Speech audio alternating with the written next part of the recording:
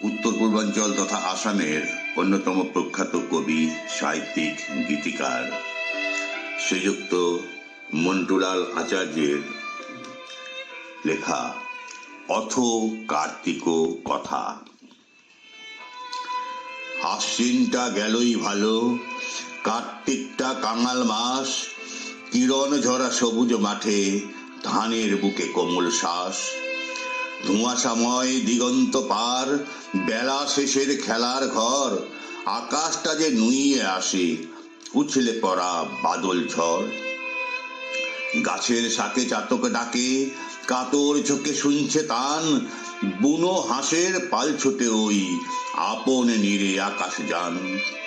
প্রজাপতির পাখায় নড়ে সপ্ত রঙের সূর্যের কলি, একলা ঘরে থাকাটা দায়, এই কথাটাই কাকে বলি।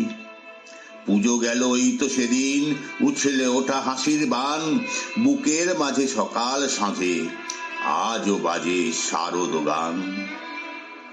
কোজাগরীর চাঁদের রাতে ভক্তি ভরাট যার মনেতে, সেই ঘরের ভাড়ার জিম্বা মা লক্ষ্মী নেন আপন হাতে।